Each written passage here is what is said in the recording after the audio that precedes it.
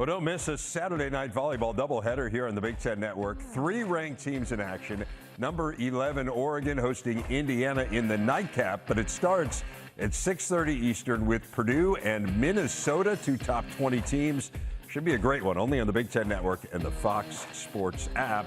And in a stunning coincidence, our big interview today is Gophers head coach Keegan Cook. Coach, great to have you. We had you on last year just as you were embarking on your first year at Minnesota, so wonderful to talk to you again. It's been an interesting start to the year for your team.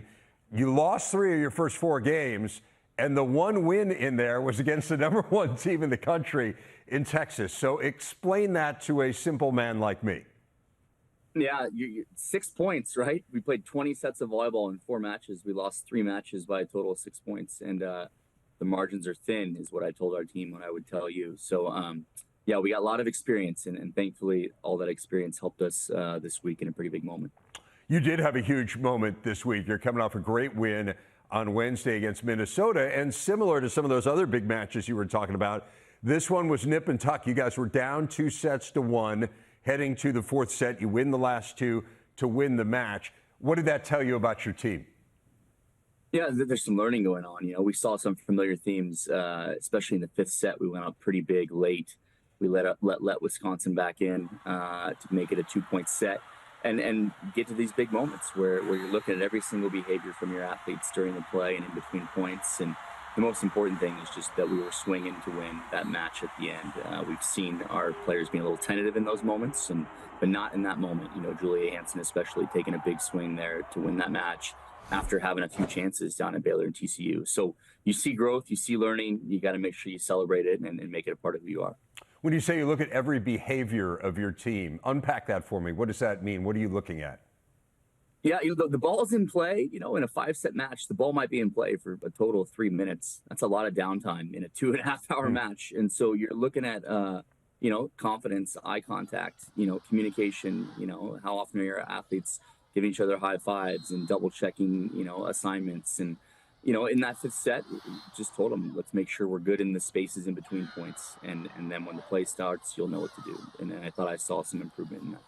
I mentioned this is your 2nd year at Minnesota. So last year, a little bit of a transition year, although you guys made the NCAA tournament, had a good year by most measures. But what did you learn about Minnesota's program in year 1 as you kind of tried to get the lay of the land?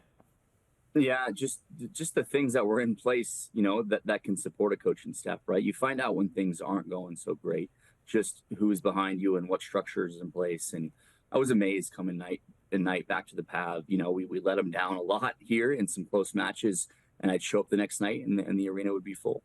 And so, this week was a big moment for us to give a moment back to a community that supports us unconditionally. And it just reminds me, when you have that kind of support, you're somewhere special. Well, you guys had a ton of support on Wednesday night, and you have been a really good defensive team here early on this year. What has made that a strength of your team? Yeah, shared mentality at the net and behind it. Every single player on the floor has committed to a certain level of effort and intensity on the defensive side of the ball. Serving was a strength last year. It's even better this year. And so just a really strong foundation and mentality. And the offense is coming along. And we're going to need every bit of our defensive ability here against a great Purdue team coming up.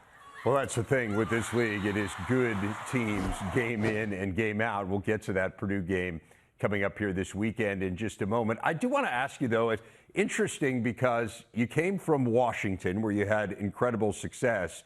And now, obviously, Washington and some other schools from the former Pac-12 have joined the Big Ten. You don't go out to UW this year, but have you thought at all about what it's going to be like to be on the sideline opposite them when they come to play you guys in Minneapolis?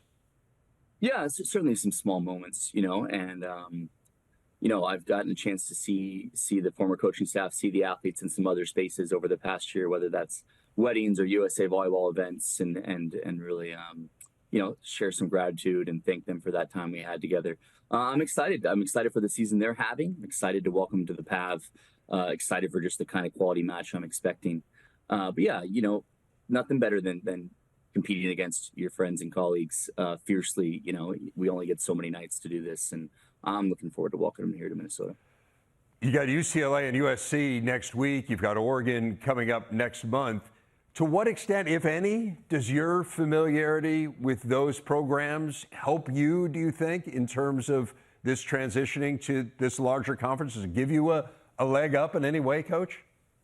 Yeah, I'm not sure. Sometimes in this business, ignorance is bliss. You know, if you know something, it's easy to worry about it. So I know the road trips, I know the restaurants and the paths, right? Days work, the venues. No, whatever 10 plus years in the Pac-12 gives me, we'll share it with our athletes. And yeah, I think better the enemy that you know than the one you don't. So I feel good about it, that at least there's 4 schools in this conference that I know how to compete against and have a decade of experience. The rest, we're figuring it out. I love your story, and we talked a little bit about it when we had you on last year, but you were introduced to volleyball through your sister and just kind of got into it and played some yourself, but always kind of wanted to be a coach. What inspired you to coach? What made you think this was the right path for you? Yeah, again, you find your place in the game. You know, my mind was ahead of my body pretty early. I realized, I had some tough moments, cut from some teams that I wanted to make, not getting the kind of attention I wanted. But ultimately, I had some great mentors. I had a tremendous high school coach, tremendous club circuit coaches. And it's a big deal to have those experiences early and then think, okay, this is what I'm called to do. And it's the only other job I've had besides washing golf clubs and serving ice cream. So, it's been a part of my life ever since my younger years, and certainly something I really thoroughly love. Your wife, Sarah, was an All-American at Texas A&M. To what extent, if any, does she chime in on your coaching decisions? Yeah, a lot of support. She's the best competitor in our family, as she reminds me often, and certainly the better athlete by a landslide. But you can't, it's not a one-person gig. It brings your whole family in, and that starts with Sarah, and she's been all the places I've been and more. And man, she's awesome. She's an All-American player, and an All-American wife and mother. And yeah, we're out here in Minneapolis. We love it out here. We love that we get to raise our family in this community. And it's hard. There's not a lot of hours of sleep, as we talked about. But right now, we're loving being here. Well, the thing keeping you up at night perhaps now is the matchup with Purdue that you alluded to coming up here this weekend. Give us a little bit of a scouting report, if you would, on what you need to focus on with the Boilers. Yeah, a couple things stand out. Situationally, I think they've lost a couple matches here that I think they'd expect to win. Particularly their home opener in the Big Ten in a really high level match against Penn State. Offensively, just tremendously dynamic. At least 3 players who we know are going to be doing big things, both outside hitters and a middle blocker who are special. But yeah, motivation is a big deal. We're coming off a win, they're coming off a loss at home. We got to make sure that we meet that moment. Again, pull them into some longer rallies. Don't let it be an offensive shootout, which I think favors them. So we got to control the tempo of the match a little bit. We got to make sure that our serving shows up as it normally does. And I don't know, it's a sold out crowd. 2 teams that have a lot to prove, and it should be a good show and a value ticket, as most of our matches have been this year. Well, I know those who do not have a ticket are looking forward to watching here on the Big Ten Network, part of that really good doubleheader coming up tomorrow night. Keegan Cook, really a pleasure to visit with you again. Thanks for giving us some of your time. Yeah, you guys are the best. Appreciate you. Well, don't forget, if you love volleyball, you do not have to wait till tomorrow. We've got it tonight on the network. Red hot, second-ranked Nebraska taking on UCLA, followed by number 20 USC against Ohio State. The volleyball doubleheader begins at 8 Eastern, 5 Pacific, only on the Big Ten Network and the Fox Sports app.